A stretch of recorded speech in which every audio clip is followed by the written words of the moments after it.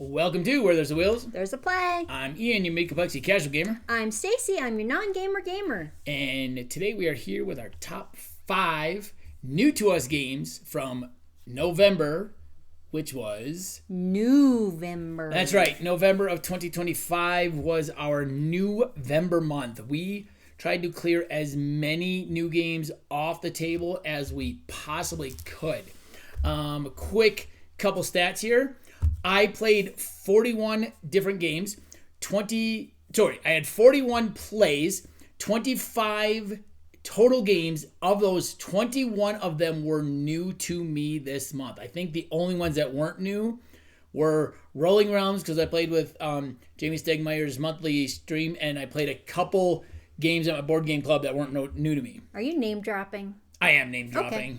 No, he does a monthly stream of Rolling Realms on the Stonemaier channel. So just asking. Yeah.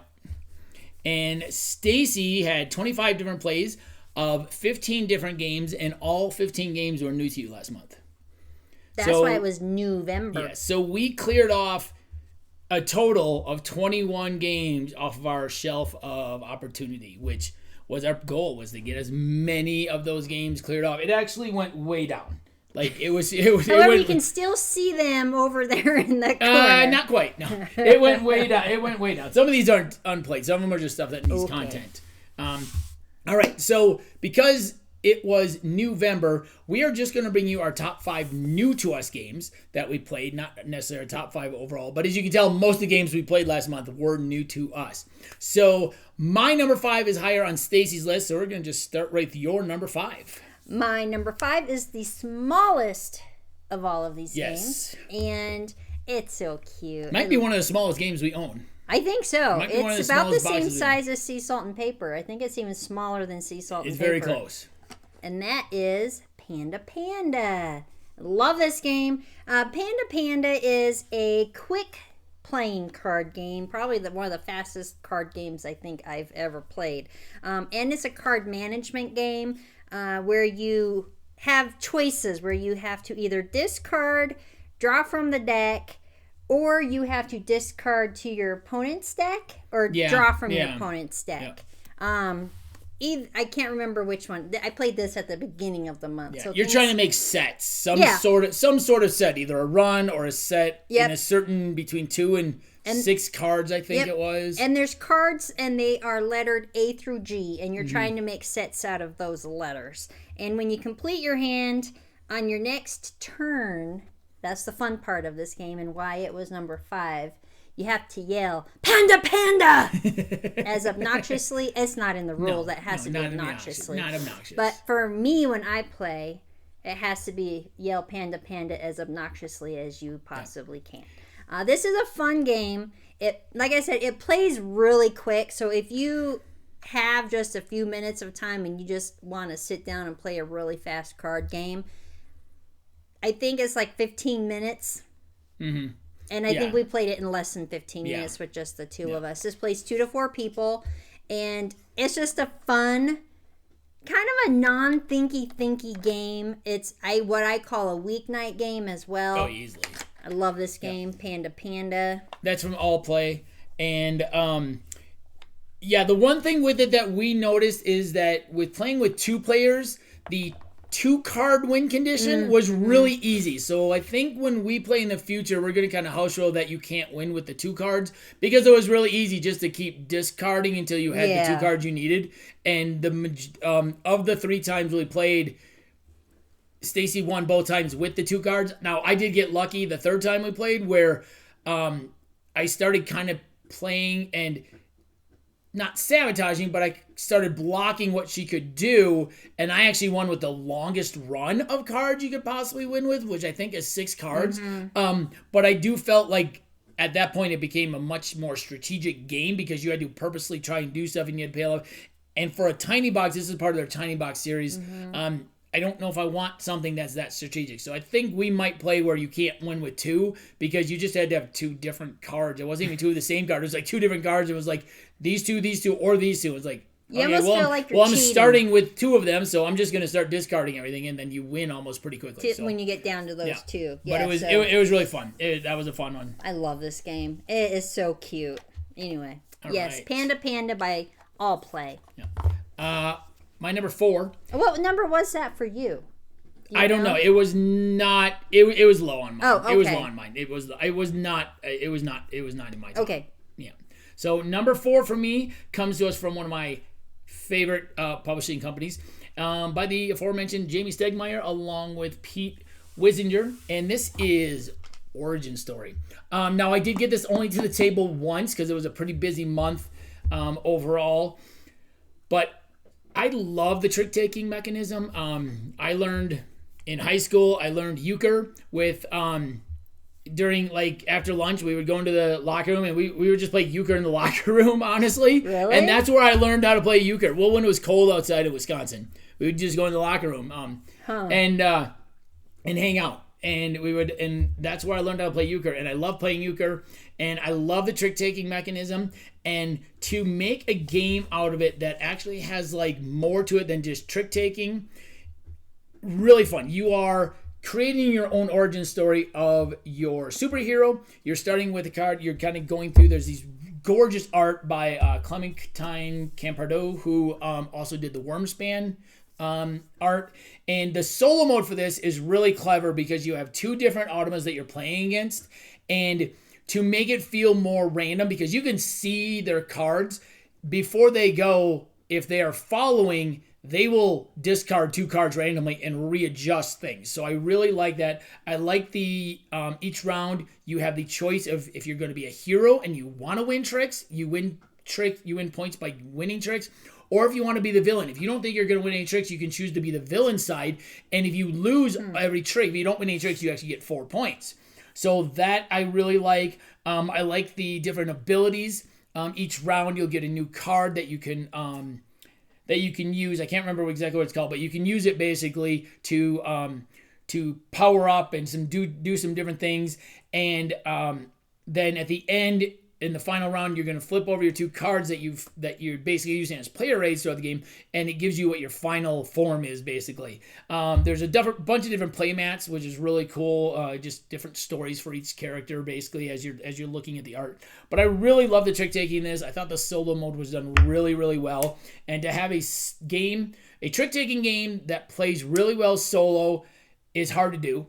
And to have a trick taking game that actually has like a game to it other than you're just trying to win tricks, which is a lot of what trick-taking games I think is also hard to do. So I really love this game. I'm looking forward to getting it to the table a lot more. That was Origin Story from Stonemaier Games, my number 4. And my number, I'm number 4. You're number 4. 4 comes after 5, going backwards. So I'm on it. My number 4 is, I haven't played the original game, but this is a standalone expansion game. My lord, it's heavy. And that's Formaggio. Formaggio, I don't know who makes RTI. games. Road to Infamy. Yes, is Road to Infamy. I really enjoyed this game. I didn't think I would because it looks like there's a lot going on to it, and if I see a game that looks hard, then I already have it in my mind that it's going to be a harder game than what I'm capable of doing. But I really enjoyed this game. It's a simultaneous worker placement game where you are making cheese. And you have a rotating Lazy Susan. I think the original Formaggio has the Lazy Susan as well. Fromage, yes. Has the rotating Lazy Susan where you are trying to do different things with your cheese. You're trying to, first you're matching it with your wine, and then you are selling your cheese in a region of Italy, Venezia, I believe it is.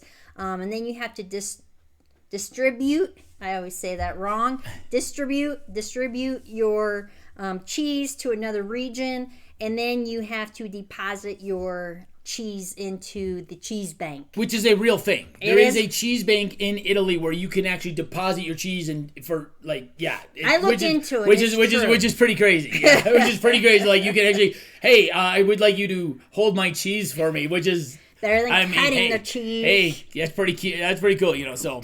But yeah. But anyway, so this is a really good game.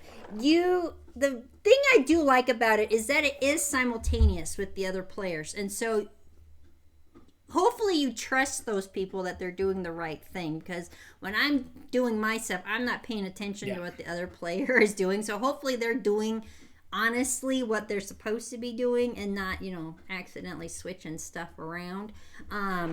But it also makes the game go a little bit faster. You don't have that dead air time of waiting for somebody else to make those decisions and to complete their turn. It's all done, so it speeds everything up. It's just a good game. The artwork on it, I love the artwork on this. I don't know what else to say. It's just good. I liked it. It was fun.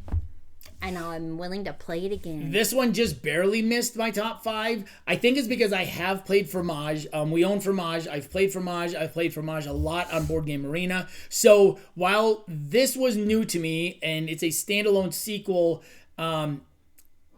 which you can play by itself or you can combine the regions between the Fromage, which is in France, and Formaggio, which is in Italy, it's still basically Fromage, just different regions. I did really like the new regions. I thought they were very cleverly done. So it is very good, but it did just barely miss mine. And I think that's because I've played Fromage quite a bit. Solo on the tabletop and also quite a bit on BGA. I actually learned it on BGA. Had no idea what I was doing, but I really enjoyed it. So then I bought it. I'm like, oh, I really like this game. The other thing I want to mention about Fromage or Formaggio is the worker placement part is really unique in it if you haven't played it before. And it's when you place your worker down, depending on the strength of the worker, is when you get your worker back. If you put it on a bronze, you get it back on the first rotation. A silver, it's 2 rotations because it's facing away. So you only get your worker back when it does face you. The gold is 3 rotations, and something new in Formaggio is the platinum ones, which means it has to go all the way around before you get that worker back. So placing the right worker, because you have a worker that is blue cheese, soft cheese, and hard cheese. So placing the right worker at the right time so you can get it back. Like, I know I need this worker, this specific worker over there, so I don't want to place it on the gold because I need to have it back within 2 turns. So that part of it I really like. I love that game. I think it's just very cleverly done. I like it. Yeah, it, like I said, it just missed my list, and I think it's because I've played quite a bit of Fromage. So it wasn't, while it was a new game, it wasn't completely new to me. All right, on to our number 3s, and my number 3 was one of my most anticipated games of the year, and it is also one of the largest and heaviest games, literally heaviest games that we own. Oh my lord. And that is 10 from Ivy Studios. So 10 is a farming game where you are in space and you are on this planet and you're trying to harvest things and plant things and do some different things to send back to the Zenith headquarters. It is a flip and write at its core, but it has these really cool pens that have stamps on their side. So you're trying to figure out your cargo hold. When you're getting things from your animals and your plants, you're trying to fill up your cargo hold. You're trying to go fishing in different places. You're trying to help your neighbors, and even in the solo mode, you still have neighbor cards so that you can mark off the things and score based on those.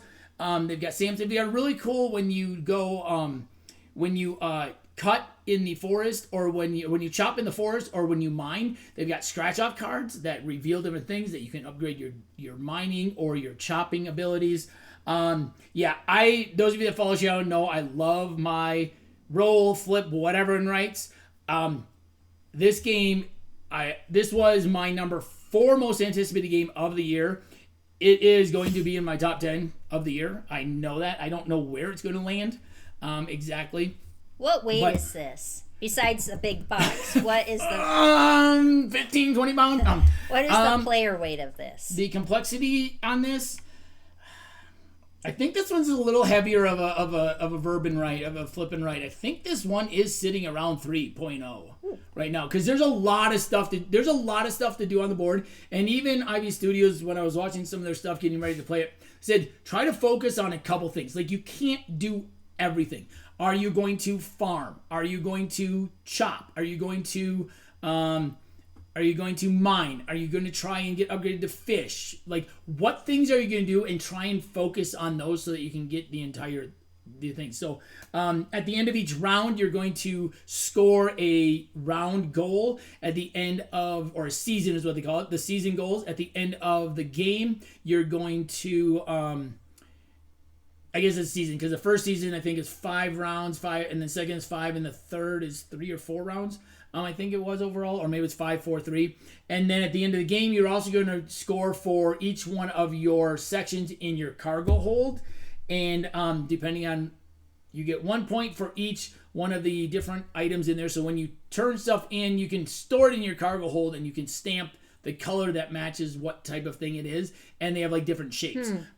So 10 from Ivy Studios. Just a massive box. I got the deluxe copy, so I got the really cool stamps and all that, and the upgraded stuff and everything. There is so much stuff in here that I probably won't go through all of it, because I think there's like 200 scratch cards. There's 200 pads of paper. But I'm really enjoying this. And there's an app. Well, there's a website where you can go and you can put in what they call a seed challenge. And there's some content creators, some big name content creators who did different challenges, and you can try and beat their score. So that's just a different way to play. So, so that is 10 from Ivy Studios. Oh my. Okay. That's a little too heavy. Too much for you. A little too heavy for this girl. So then my next game that I am going to talk about is actually one of my favorite games that I played so far this year, but it landed at number 3 for November. And this was my number 5, and Stacey's number 3. Oh. How do you know my list and I don't know your list? I don't know, because you gave me your list so that we could figure out when we were going to talk about the games. Oh. So, yeah. I'm old. That's what happens. Anyway, this is a Stonemaier game, and I've really come to like Stonemaier games lately. They're smaller box games that they have put out. I've really been enjoying those. And so this one is Tokaido Duo. The name Duo insinuates that is for 2 players. For those... Yes, 2 players. But I did like this game. It's in the island of Shikoku. Am I saying that right? And it's a standalone game from Tokaido. Yes. I do like Tokaido as well. But you're playing as, you have one of 3 players that you are playing on your board. You've got, and I wrote these down so that I wouldn't forget them. You've got the pilgrim, the artist, and the merchant. And each one has a different job to do on the board that is going to earn you points for the most part. You have 3 dice. Each one represents one of those people, and depending on how many spaces comes up, each one's a different color. You roll it, however many is on that dice is how far you can move that particular player, and each one has their job to do. So the artisan, let's see, I wrote this down so I wouldn't, and I can't read my own handwriting. So the pilgrim visits the shrines, the gardens, the seashores, and the hot springs. Moving the merchant, oh boy. Anyway, so each one gets everything. I can't read my own notes. Well, I'll talk about it too because it was on my top 5. So, but the one thing that I do like about Tokaido Duo, I'm not really good at remembering what person is supposed to be doing what thing in a game, and so the guide cards in this game are phenomenal. Each player or each person in the merchant, the artist, and the pilgrim, each has their own card that helps you along and guides you for what they're capable of doing. That for me is irreplaceable. I absolutely love that aspect of the game.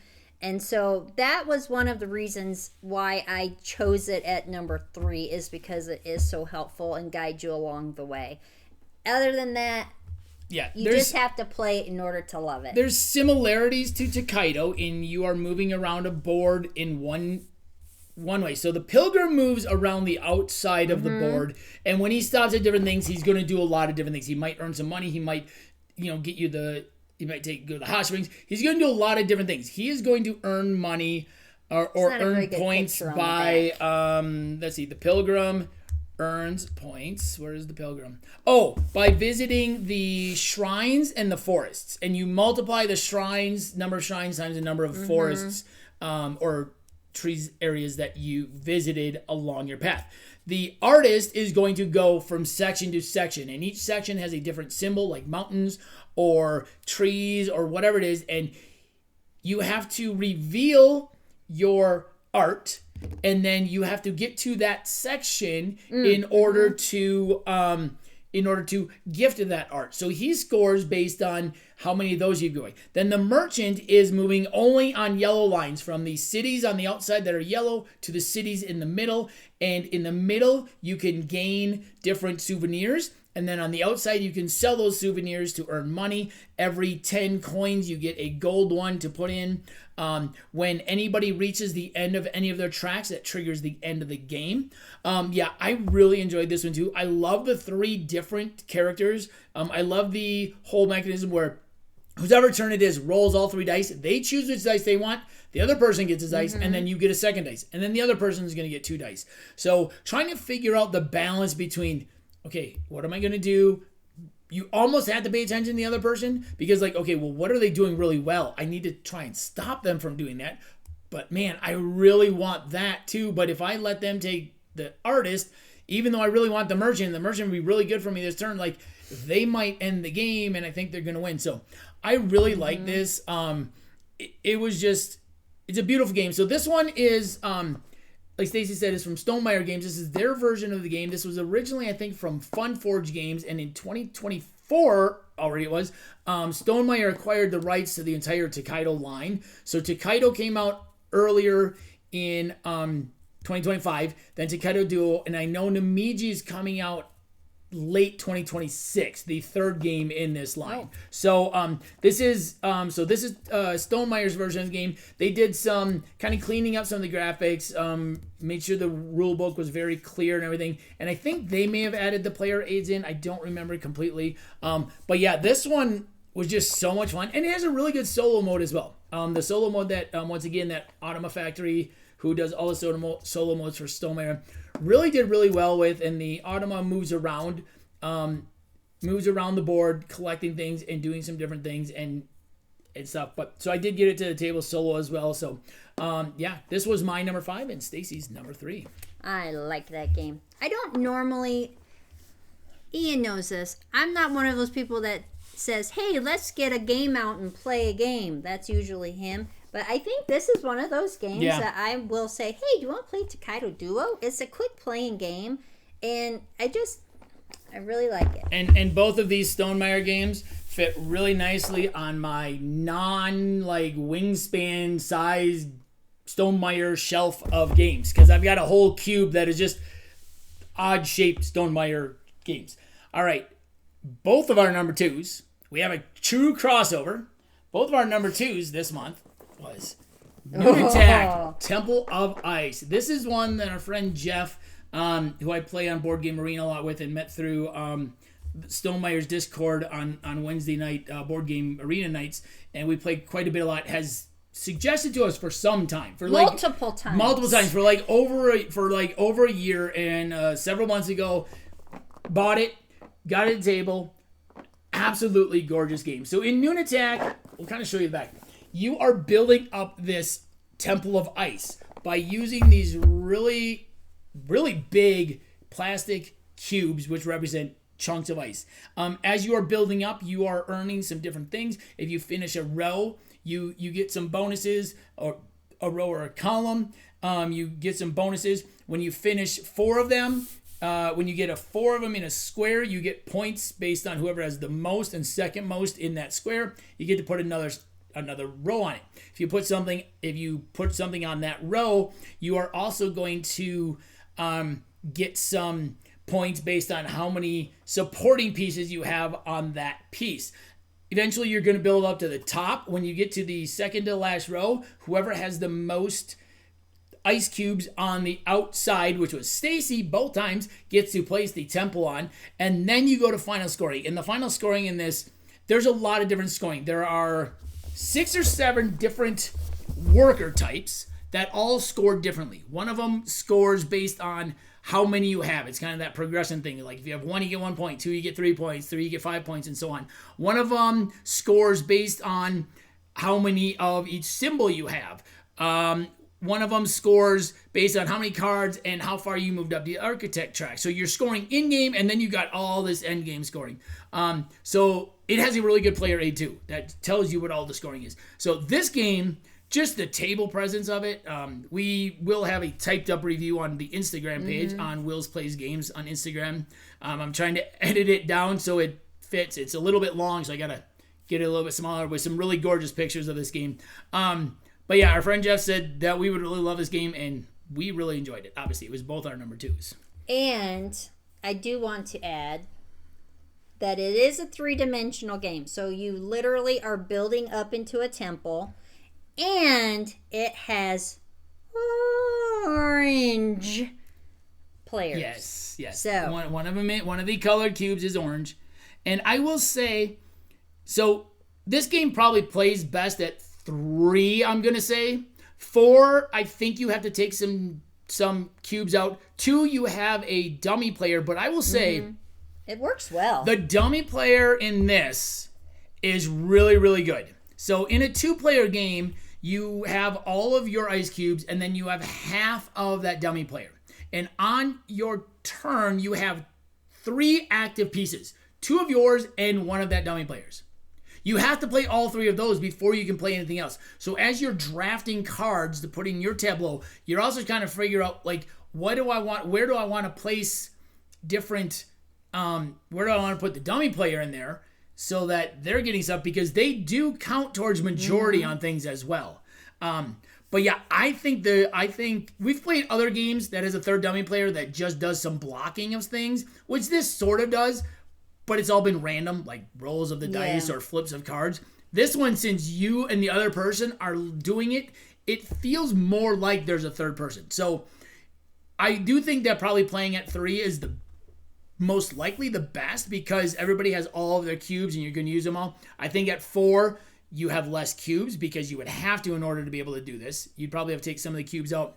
But I think 2 at this, I think they did a phenomenal job with that extra play, and you are controlling that extra character. So the only thing that I won't say I don't like, but I am not a math person, so scoring at the end is kind of a nuisance for me, trying to figure out how many layers and how many are on the outside, and you got 2 here in this square, and so you got the majority versus this, and it's a math teacher, so it helps me out a lot. I just let him do it, and if he's telling me the truth, I have no idea. I just roll with it. There is a lot of scoring. There's 3 different in-game scoring things, 2 or 3 different in-game scoring, and then depending on how many different worker types you got, which most likely is going to be all of them. Excuse me, I was going to get something in my throat. Which most likely is going to be all of them, so 6 or 7 of them. There's a lot of different scoring in this game. But yeah, this was a huge hit for us. The table presence on this thing, once you get it built, you'll see when we get it posted on our Instagram what it looks like. It is just absolutely gorgeous, especially with like the 3 different colored cubes holding everything up. So that is Noonattack, Temple of Ice from Cosmos. I believe on their Games. website they said Noonattack. Noonattack. Okay. Noonattack. Noonattack. All right. Whatever. Down up to our number 1. So my number 1 is another one of the games that was on my top 10 most anticipated games list. I think it was number 5 or 6. And this comes to us from the Op and from Manny Vega and Sindara Tang, who were the designer and artist for Flamecraft. And this is T-Witches. T-Witches is a game where you are at the Tequinox Fair, and what you are doing is you are trying to get different T-types to serve witches that are coming to your stand, upgrading your stand. There is some push your luck in the first part of the round where you are flipping different cards down to see which witches are coming, hoping that you do not get a double, because if you get a double, basically you bust. You're hexed, and you got to discard basically almost down to 3, which isn't that big of a deal because you still hopefully have 3 witches at your stand. You're trying to go to one of the different regions. So there's 6 different regions you can go to on the board. And you got the really cool fountain in the middle that spins the tea. It's the tea fountain, so each one of those things represents tea. So you might be going and serving some witches. You might be going and serving celebrities who give you some extra abilities. You might be going silly names. Yes, who have silly punny names. Yes. You might go to get some specialties, which give you some extra abilities. You might be going to the warehouse where you can get some upgrades, or the full moon market where you can get some upgrades. So on your turn, in the first 2 rounds, you have 2 teapops. That's it. You have 2 worker placements. So you're going to start with like this push your luck, dealing out your cards. Then you have 2 teapops that you're going to send out. You're going to collect tea. You're going to use your tea. You can put your tea into your stand, and then you can serve tea. At the end of the round, you can serve whatever tea you have. If you serve them, they become loyal customers, but you have to serve them every single round. The cool thing is when you serve them again, you get the rewards again. So I absolutely love this game. The components in it are just absolutely wonderful. The teapops, because they have to hold a little tea token, they are dual layer. They're really adorable too. The art in this, the center fountain, and the spinning on that. So we got 2 games this month that had some sort of spinning Lazy Susan sort of thing. That's an idea that we played. So all right. So Can I that talk is about that for a second? Yeah. So this is Tea Witches. What do you want to say about it? So look at the cover. It looks fun. It looks adorable. But this is a much heavier game than what I think the cover portrays. So if you are a non-gamer or you just like really lightweight games, this may be a little much for you to take on at first, but play it a couple times and maybe you'll come around to it. The first time I played it, I was literally almost in tears because there's a lot involved in a move, and I just could not comprehend to get started with it, to figure it out. But after the second time that I played it, it came a little bit better for me. But if you're just looking at, like I said, if you're just looking at the cover for this and you're thinking, oh, this looks like a nice little kid's game, it's not a kid. I mean, it could be a kid's game. It could be. Absolutely could be, but it's not a lightweight game. No, it is definitely more medium weight, I believe.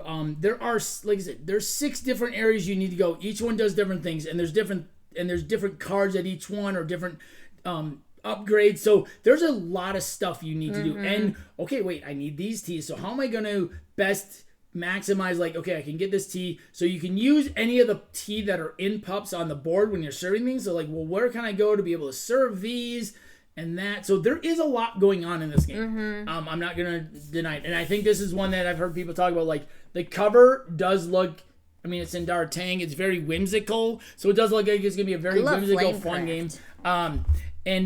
This has a big table presence. Like, the board, the hexagonal board is not small, and then you have stuff around the board. So even for us, when we were playing and we had a 3-foot by 4-foot space, it took up a large. So it is a little hard to see over the board. And I think that was one of Stacey's problems, is some of the stuff that you really needed to read was on the opposite side of things, so she couldn't really see it, so she kind of ignored it. So when we play it next time, we'll set it up so that she can see more of the things that you have to read a little more. And the cards that are placed out, the writing on them is so small that I just ignored them. I was like, I can't see that far, I can't read it, it's too far away, I'm just gonna ignore it.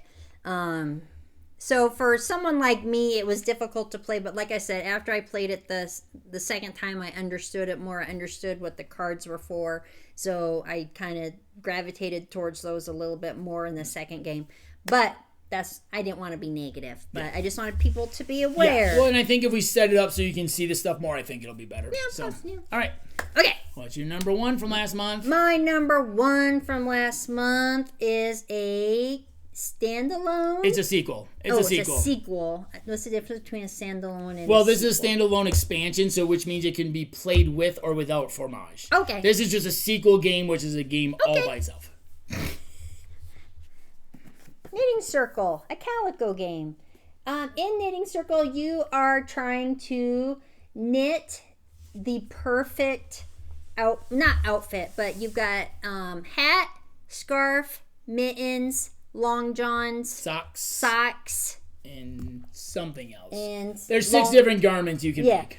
Anyway, so you're knitting and you're purling. And if you're not a knitter, you don't even need to know what that is because it has a little picture on each of the cards that you're trying to match. But you are trying to draw out, put them in a little circle. You're moving your little player around the circle, getting the colors that you need to match the stitch that you need to go with the two garments that you are trying to make. You've got your knitting needles up at the top of your working garments, and this is just a really fun game. I think that knitters, non-knitters alike, I explained this to my mom, who is or was an avid knitter. She's gone to quilting, but she even thought that sounded like a really fun game as well.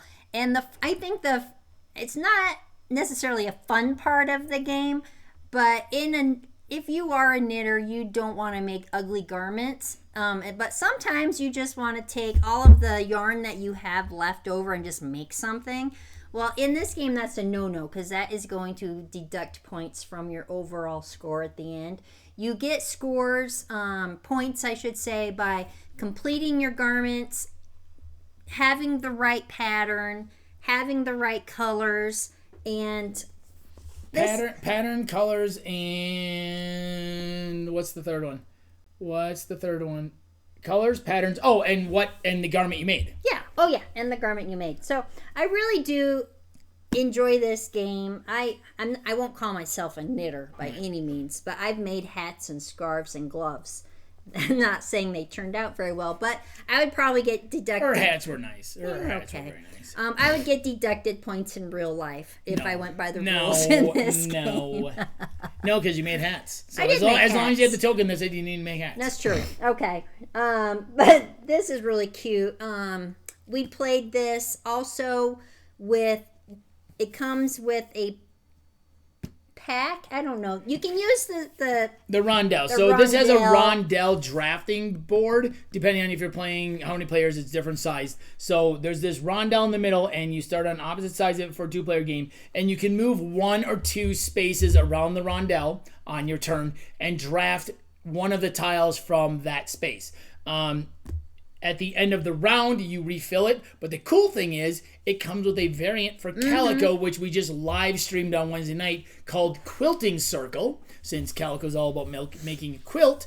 And you can use that rondelle drafting system with Calico. And so instead of on Calico having 3 tiles out, you have the entire rondelle and you have 2 tiles in each one. And as soon as you empty one of the sections, you put it back out. The thing with Knitting Circle is every other one is either a knit or a purl. So your scarf or your hat or whatever has to have like knit, purl. So you have to collect things not just based on colors.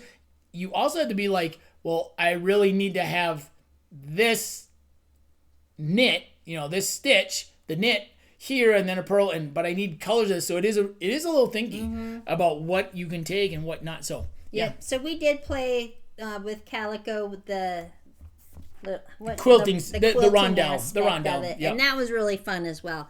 And I don't want to sound like a negative Nilly, but if you do watch our playthrough, someone cheated. It was an accident. And then we're gonna. No. Okay, I'm not gonna be a negative Nilly. Yes, we forgot. She forgot to refill. I said refill, and then we thought it was my turn, and I went 2 times in a row.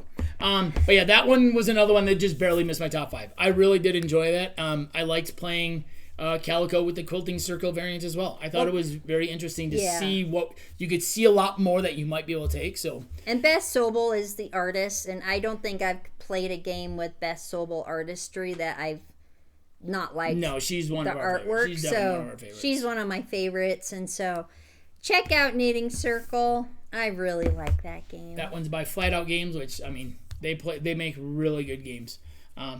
So there you have it, everyone. There is our top 5 new to us games that we played in November 2025. So like I said, I had 21 new, Stacey had 15 new, so that's a lot of new games in 1 month for us. But that was our goal, was to get as many cleared off as we can, and we had a lot. There was a lot of really fun games. How many do we have left? I have no idea over there. Oh, you don't? Not off the top of my head. No. Did we at least cut it down by half? Oh, I think so. Yeah, for sure. Yeah, easily. Oh, good for easily. us. Okay. If not more. Okay. I think there's only like 13 or 14 left over there. Maybe. Ooh. Maybe. There might be a couple Disney themed ones in the closet that are. We don't count those. But yeah, so we've got we did a really good job at clearing some off. I got one on my desk right now, and I'm sure we'll probably get a couple more cleared off this month. But there you have it, everyone. Let us know if you've played any of these games and what you think of them. Please like, comment, subscribe. It means so much to the channel. Once again, this has been Where There's a Wheels. There's a play. I'm Ian. I'm Stacey. And we'll see you next time. At the table.